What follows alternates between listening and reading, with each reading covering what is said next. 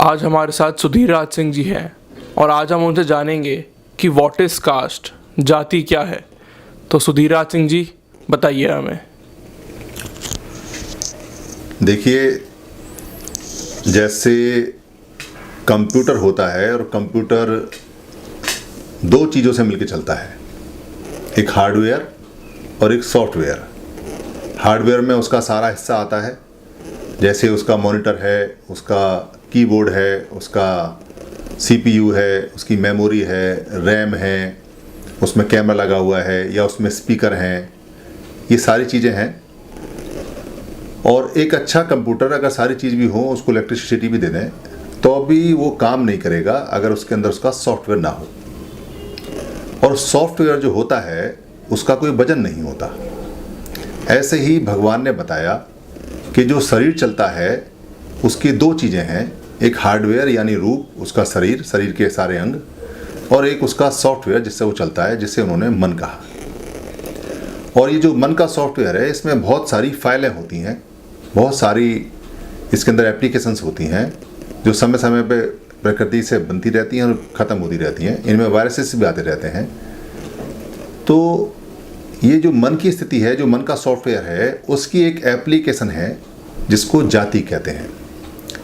और जाति का आप ध्यान देंगे, कोई वजन नहीं होता, कोई भौतिक चीज़ नहीं है जाति। कहीं उठा के रख नहीं सकते, कहीं उसको छीन नहीं सकते, कहीं जा नहीं सकते। ये आपके मन की स्थिति, मन के अंदर चलती है। एक व्यक्ति जो जाति मन में रखता है, फाइल रखता है, अगर वो भारत से, क्योंकि ये भारत में काम करती है, भारत से अगर अमेरिका चला जाए और वहाँ अमेरिका के मिस्टर सैम से जाके बात करे, तो वो अपनी जाति कितनी उसको इस्तेमाल करता हो, मगर वहाँ वो जाति नकारा निकम्मी हो जाती है, क्योंकि उनका सॉफ्टवेयर उसको रिसीव ही नहीं करेगा। वो जानता ही नहीं है कि क्या होती है जाति। इसलिए जाति का जो फिनोमेना है वो वेटलेस है, उसके अंदर कोई फिजिक्स नहीं है, उसके अंदर जितना भी है वो सारा सॉफ्टवेयर है। और जाति भारत में पाई जाती है। आप अगर विशेष ध्यान से देखेंगे और ध्यान पूर्वक अगर जानेंगे तो आपको पता चलेगा कि जाति पुराने समय में नहीं थी। भारत में जब भारत के मूल निवासी लोग रहते थे, तब यहाँ वर्ण भी नहीं था, क्योंकि वर्ण कैसे बनेगा? वर्ण जब बना, जब भारत में बाहर से कुछ लोग आए तो उनको कहा गया ये अवर्ण है, हमारे वर्ग के नहीं हैं, और हमें कहा गया हम एक वर्ग के हैं, यानी हम मूल निवासी वर्ग के हैं और वो बिना वर्ग के हैं। फिर कई वर्ण बने। उसके बाद बुद्ध ने वो सारी कृतियाँ ख़त्म की और बुद्ध के समय में एक भी जाति नहीं है। बुद्ध के पूरे साहित्य में कहीं कोई जाति का नाम नहीं है। अगर वो जाति शब्द इस्तेमाल किया, जो जाति बना है, तो जाति का मतलब है जन्म, जो किसी पशु का, मनुष्य का, जानवर का, या जितनी भी जीव जो जन्म लेते हैं उनके जन्म से मतलब है। उनके जन्म होने को जाति पाली के अंदर बोलते हैं। पर कास्ट सिस्टम नहीं है, जाति का कोई तंत्र या जाति का कोई तत्व या जाति का कोई सिस्टम नहीं है। ये बिल्कुल क्लियर है। और बुद्ध के समय के बहुत बाद के संस्कृत साहित्य में, क्योंकि संस्कृत बाद में, संस्कृत भाषा बाद में बनी, तो वो जो बाद में साहित्य बना, उस साहित्य के अंदर भी कहीं सिस्टमेटिक वे में जाति नहीं है। तो ये बात तय हो जाती है कि जाति कोई अमर चीज़ नहीं है, जाति बहुत बाद में बनी है। और कोई भी ऐसा व्यक्ति जो ये दावा करता है कि जाति उसने बनाई है, वो झूठ बोलता है, क्योंकि जाति का फिनोमिना ऑटोमेटिक, नेचुरल बना है। और जाति का जो फिनोमिना बना है या जाति का जो सिस्टम बना है, वो इस आधार पे बना है कि एक समूह या एक व्यक्ति को जाति के तंत्र से, सिस्टम से फ़ायदा होता है और दूसरे तंत्र को नुकसान होता है। जाति, अगर आप जाति को छुपाएंगे या जाति को बदलेंगे या जाति से घबराएंगे या जाति से परेशान होंगे, तो ये एक मनोवैज्ञानिक कंप्यूटर का फार्मूला है। ये ऐसा सिस्टम बना हुआ है कि वो और ज़्यादा मजबूत हो जाएगा। और अगर आप उसको सिर्फ जान लेंगे, आप उसका इस्तेमाल बंद कर दीजिए, उसे मानना बंद कर दीजिए, सिर्फ आप उसको जान लीजिए, तो जाति बहुत कमज़ोर होकर ख़त्म हो जाती है। तो लगातार जानते रहने से जाति का नाश हो सकता है, जल्दी हो सकता है। तो जानने के लिए आपको ये पता होना चाहिए कि जाति की उत्पत्ति या जातियाँ बनती कैसे हैं। क्योंकि जितने भी भारत में अब तक लोग आए और जिन्होंने जाति के ऊपर खोज की, और जितने भी लोगों ने जाति के ऊपर बात की, उसमें से किसी भी व्यक्ति ने आज तक यह बात नहीं खोजी कि पहली जाति कब बनी, पहली जाति बनने का फार्मूला भारत में क्या था, जाति कैसे उत्पन्न हुई। लोगों ने जातियों के बारे में डिस्कस किया, उनके परिणामों के बारे में बताया, उनके दुष्परिणामों के बारे में बताया, उनकी चर्चाएं बहुत हुई, कितने प्रकार की होती हैं, कैसी होती हैं। यानी हम उनकी विशेषताएं तो बता रहे हैं, उनकी उपयोगिता बता रहे हैं, उनकी अनुपयोगिता बता रहे हैं। हम बता रहे हैं कि देश के लिए ये नुकसानदायक हैं, देश के लिए अच्छी है, मगर हम इस बात को नहीं बता रहे हैं कि पहली जाति कैसे बनी। अगर आप ये समझ लेते हैं कि पहली जाति कैसे बनी है, तो फिर आपके हाथ में वो सूत्र आ जाता है कि जाति का विनाश कैसे हो सकता है, जाति कैसे खत्म हो सकती है, जाति कैसे वीक हो सकती है। और ये कुछ ज़्यादा मुश्किल नहीं है, ये इतना ही आसान है जितना कि थाली में रखी हुई रोटी को तोड़ के आप मुंह में रखते हैं। क्योंकि सबसे पहले आपको ये धारणा मन में बैठानी पड़ेगी कि जाति क्रिएटेड है, बनाई गई है और स्वतः बनी है, तो ये खत्म भी स्वतः होगी या खत्म की जाएगी। ये बात आपको बिल्कुल बैठानी पड़ेगी कि जाति अजर अमर नहीं है। जो लोग बहुत ज़्यादा मायूस हो गए हैं, जो बहुत ज़्यादा परेशान हैं, जो बहुत ज़्यादा इससे शोषित हो गए, क्योंकि कुछ लोगों को इसका फ़ायदा होता है और कुछ को नुकसान। तो ये बात तय है कि जिसको फ़ायदा होता है वो कभी भी जाति के समाप्ति के बारे में सोचेगा नहीं। वो हमेशा चाहेगा कि जाति प्रबल हो, मजबूत हो, क्योंकि उसका फ़ायदा उसे मिलता है। और जिसको नुकसान होता है इसका, वो हमेशा चाहेगा कि जाति ख़त्म हो। तो दो तरह के लोग इसको ख़त्म कर सकते हैं। एक तो जो जाति से फ़ायदा उठा रहा है वो, अगर वो अपना फ़ायदा लेना बंद कर दे, और एक वो जो जाति से नुकसान उठा रहा है, अगर वो अपना नुकसान उठाना बंद कर दे। तो जाहिर सी बात है कि जिसको फ़ायदा हो रहा है वो तो कभी नहीं चाहेगा कि जाति समाप्त हो। तो जाति वही लोग चाहेंगे जिनको इसका नुकसान होता है, तो उनको जानना होगा। तो इसके संदर्भ में अगर आप ये देखेंगे, मैं भारत की दो प्रमुख जातियों के बारे में आपको बताता हूँ। जैसे एक जाति है जो पाकिस्तान, ईरान और भारत के सभी उत्तरी दक्षिणी हिस्से पूरे देश के अंदर मिलती है, जिसको चमार कहते हैं। चमार जाति सबसे ज़्यादा लोगों की जाति है, सबसे ज़्यादा मानी जाती है, सबसे ज़्यादा जानी जाती है। मगर आपको जानकर ताज्जुब होगा कि चमार शब्द न पाली में है, न संस्कृत में है, और बहुत अभी के समय में ये चमार शब्द आया है। तो चमार शब्द की उत्पत्ति क्या है, चमार की मीनिंग क्या है, मतलब क्या है, अगर आप ये बात जान लेंगे तो चमार शब्द से आप भागेंगे नहीं। फिर आपको पता चल जाएगा कि चमार की उत्पत्ति कैसे है। क्योंकि कई लोगों ने इसको बदलने का प्रयास किया, इसके नाम को बदलने का प्रयास किया, मगर इसके नाम को बदलने से इसके प्रभाव को नहीं बदल पाए। कुछ लोग इससे भागे, उन्होंने दाएं बाएं इसको कहा कि ऐसी है वैसी है, उसका भी फ़ायदा उनको नहीं हो पाया। तो भागने से या छुपाने से या बदलने से ये बहुत तेज़ी से बढ़ती है, मगर जानने से घटती है। कैसे घटती है? भगवान के समय तक चमार नाम था ही नहीं। पूरे पाली साहित्य में एक सिंगल शब्द भी नहीं है चमार। आज के संदर्भ में कैसा बताते हैं कि चमार चमड़े का काम पहले के समय करते थे, वो चमड़े का काम करने वालों को चमार बोलते हैं। जबकि ये बात बड़ी अजीब सी लगती है, क्योंकि पूरी दुनिया के अंदर दो काम सबसे पहले मनुष्य ने सीखे। जब आग आई, आग के बाद में जब उसमें सभ्यता आने लगी, पहला काम तो वो करता था जंगल में जाके जंगली पशु से अंडे लाना, मांस लाना, और मांस के बाद में उसकी हड्डी का इस्तेमाल करना शस्त्र के रूप में, या उसकी खाल को इस्तेमाल करना उसको बिछाने ओढ़ने के रूप में। और दूसरा काम वो करता था जंगल जाके साग सब्जी, फल फ्रूट और लकड़ियाँ इकट्ठी करने का, जड़ी बूटी इकट्ठी करने का। तो इसमें जो पहला वाला काम है वो काम ज़्यादा मेहनत का होता था, क्योंकि उसमें जंगली जानवर भी मारना होता था, कई बार उसमें जान भी जाती थी। और ये जितनी ज़्यादा जो व्यक्ति खाल इकट्ठी करता था, क्योंकि जो खाल होती थी उसको पुराने समय में, बुद्ध के समय से पहले भी चीवर बोलते थे। चीवर, चादर नाम नहीं था जब तक, आज हम उसको चादर बोलते हैं, तब ये चीवर नाम था। तो जिसके पास जितनी ज़्यादा खाल होती थी, जितने ज़्यादा चीवर होते थे, वो उतना ही संपन्न, उतना ही इज्जतदार और इतना ही बढ़िया माना जाता था। क्योंकि ठंड के समय में खाल ही शरीर को बचाती थी। और जब आदमी ने साधना करनी शुरू की तो वो नीचे फर वाली खाल ज़मीन पे किसी जानवर की, जैसे शेर की या भालू की, जो उन्हें प्राप्त होती थी, उसको ओढ़ता था, उसको बिछाता था, और वहाँ बैठ के वो ऐसे करके साधना करता था। और इसी के तंबू बनते थे, और इसी का बैग बनता था, हाथ से सिल के, हड्डियों से सिल के, और इसी को ओढ़ते थे। और जिस समुदाय के पास में, जिस घर के पास में जितनी ज़्यादा खालें होती थी, उतना ज़्यादा वो मालदार, रईस और इज्जतदार होता था, और वो उसको ओढ़ता भी था। फर वाली खाल को ओढ़ के बैठना बहुत शान की बात होती थी। ये बुद्ध से समय की पहले की बात है।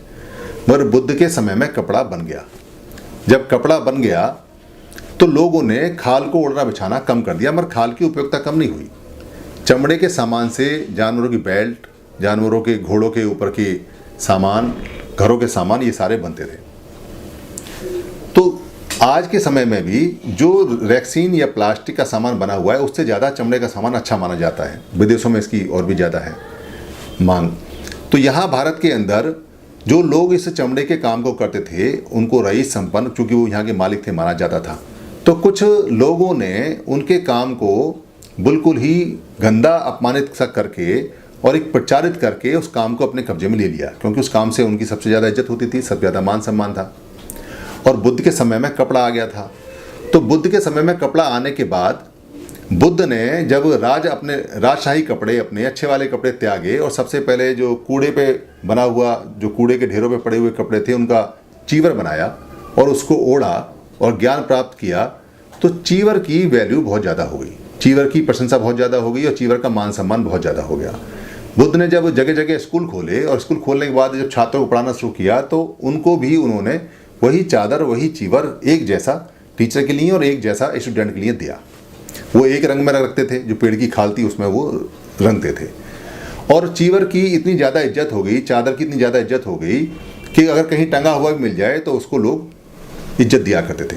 और अशोक के समय तो चीवर बहुत ही उच्च अवस्था में था, क्योंकि उस समय लोग जो चीवर धारण करते थे, स्कूलों में जाते थे, वो 1 दिन के लिए, 10 दिन के लिए, 1 महीने के लिए, 1 साल के लिए ऐसे भी जाते थे और जीवन भर के लिए भी होते थे। सारा वातावरण बिल्कुल चीवर में ही था, चादर में ही था। और चीवर की ख्याति, चादर की ख्याति, क्योंकि चीवर को हम बाद में चादर कहने लगे, उसकी ख्याति आज भी बहुत ज़्यादा है। चीवर की शिक्षाएं लोगों ने चली गई मगर उसका अनुकरण नहीं गया। जब हम चादर लपेटते हैं ऐसे तो वो चीवर की तरह होती है, उसका सम्मान होता है। किसी को हम चादर देते हैं तो इसका मतलब चीवर दे देते हैं। किसी की चादर में अगर चीवर में दाग आ जाए इसका मतलब वो पंचशील के नियमों को अच्छी तरह से नहीं मानता है। किसी का अगर चीवर या चादर अगर मुर्दे के ऊपर चढ़ाते हैं तो हम ये मानते हैं कि उसको सम्मान दिया जा रहा है।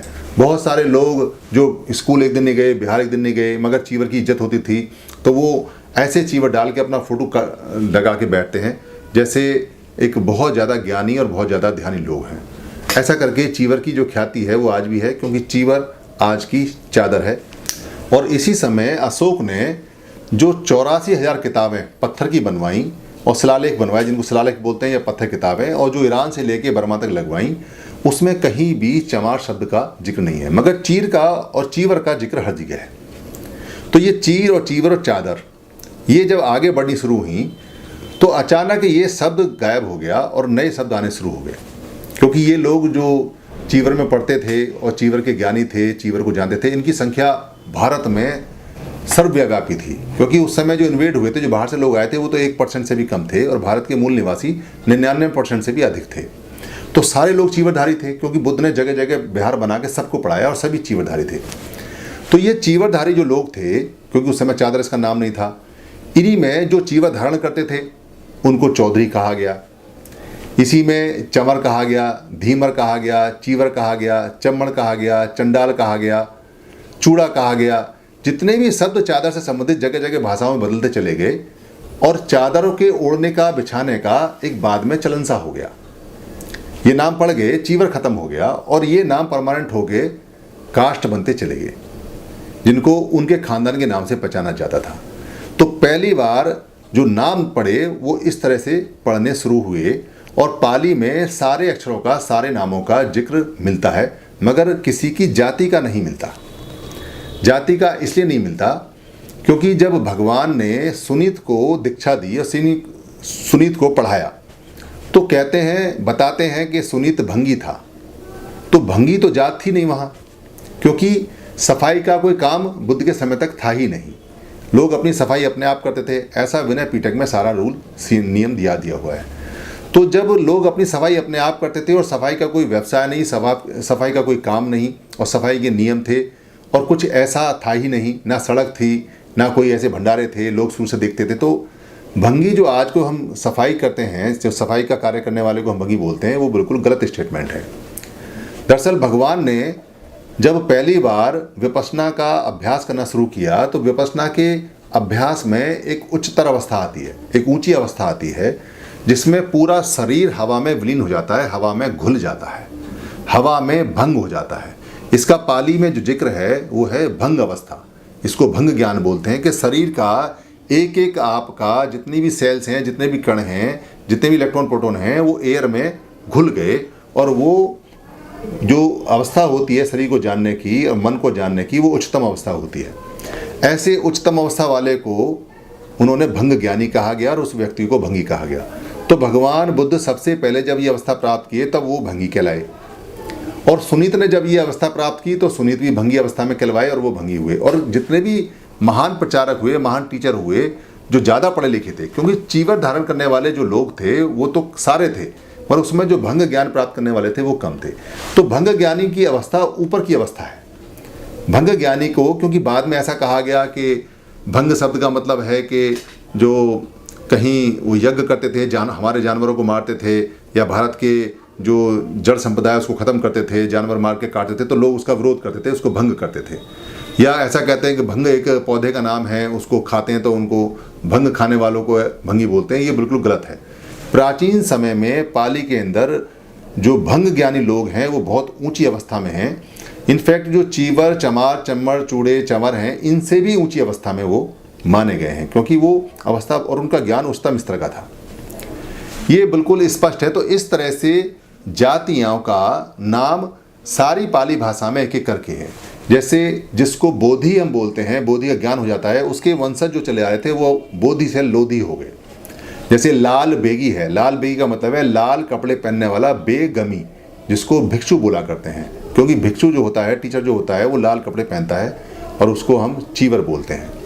जैसे चौधरी का मैंने आपको बताया कि जो चीवर धारण करता है उसको चौधरी बोलते हैं। ऐसे ही जो अरहत होता है, अरहत का मतलब होता है ऐसा ज्ञान जिसमें आपका सारा दुख दूर हो जाता है, उसको अरहत अवस्था बोलते हैं। तो अरहत या अरिहंत अवस्था, अरिहंत बोलते हैं जैनियों में, अरहत या अरिहंत अवस्था के जो वंशज लोग थे, यानी जो उसके खानदान के लोग थे, क्योंकि अरहत तो शादी करते नहीं, और उनके जो परिवार के लोग थे उन्होंने अपने को अरहतवंशी कहा और वो अहीर हो गए, अहीर में आने लगे। तो ऐसे करते करते करते जैसे चांडाल लोग हैं, तो चंड प्रजोत जो एक राजा थे अवंती के, बुद्ध कालीन अवंती के राजा चंड प्रजोत। चंड प्रजोत का मतलब है, चंड का मतलब है चंट, चंट माने चतुर, चतुर, और प्रजोत माने जो प्रज्वलित होता है, जलता है। तो चंड शब्द बहुत ही कमाल का शब्द है। तो जो चंड से बने हुए लोग हैं वो चंट और चालाक होते थे, इसलिए उनको चंड, चंडिका, चंडाल ऐसे करके उनको बोला जाता है। और वो उनके गुण हैं, जो गुण उनके अंदर आए, जो वो चतुर लोग थे, वो गुण उनके थे, इसलिए उनको ऐसा करके बोला गया। क्योंकि उनका राज चला गया, उनकी सत्ता चली गई, राज और सत्ता जाने के बाद में वहीं उनके गुण अवगुण में परिवर्तित हो गए और वो अपनी भाषा भूल गए। पाली भाषा का अध्ययन करेंगे तो आपको पता चलेगा कि जितने भी नाम भारत में हैं गाँवों के, और जितने भी नाम जो निम्न जातियाँ, जिनको छोटी जाति बोला जाता है, जिनको अपमानित जाति बोला जाता है, वो सभी अपने शौर्य की गाथाओं की कहानी बताते हैं। जैसे धानुक है, धानुक का मतलब है जो धम्म का अनुकरण करता हो, धम्म का अनुकरण करने वाले को धानुक बोला गया। जैसे 5 सील में जो वास करता है उसको बोला पंचशीलवासी, यानी पासी या पासवान बोला गया। जैसे महार है, महार का मतलब है मार को हराने वाले लोग, जिन्होंने बुद्ध के समय में जो मार आई थी, ऐसी विपश्यना की, ऐसी साधना की कि उन्होंने मार को हराया, वो खानदान के जितने लोग हैं उनको महार बोलते हैं, वो महार हो गए। तो ये सारे जितने भी लोग हैं वो सारे के सारे आप किसी भी भाषा में देखेंगे, सारी भाषाएं पाली प्राकृतिक से बनी हुई हैं, सभी भाषाओं में उनकी शौर्य गाथाएं लिखी पड़ी हैं। सिर्फ आपने अच्छी तरह से उनको देखना और जानना है। अगर आप देखना जानना समझ जाते हैं और देखना जानना सीख जाते हैं तो जात इतनी ही देर का काम है जितनी देर में मैंने ये चुटकी बजाई, क्यों नहीं, ये एक मनोवैज्ञानिक है। आप इसका इस्तेमाल करेंगे ये बहुत तेज़ी से बढ़ेगी, आप इसको छुपाएंगे ये बहुत तेज़ी से बढ़ेगी, आप इससे डरेंगे ये और तेज़ी से बढ़ेगी, आप इसे बदलेंगे। जैसे उत्तर प्रदेश के अंदर चमारों ने, कुछ ने जाटव कहा, जाटव कहने से कोई फ़ायदा नहीं हुआ उनको, जाटव कहने से सिवाय इसके क्योंकि जो उसका गुण चले आ रहे हैं, जो उसका फिनोमिना है, जो फाइल काम करती है वो वैसे ही कर रही है। फाइल का नाम बदलने से, कंप्यूटर में आप एक फाइल है उसका नाम बदलने से उसके गुण को नहीं बदल सकते। अगर आपको उसे जानना है कि ये कैसे डिलीट हो सकती है, कैसे बनी है, तो आप उसको डिलीट कर सकते हैं, फिर वो नहीं आएगी। तो आपने उसको जानना है, मानना नहीं है। अगर आप जाति को मानेंगे तो जाति मजबूत हो जाएगी और अगर आप जाति को जानेंगे तो जाति ऐसे गायब हो जाएगी। धन्यवाद।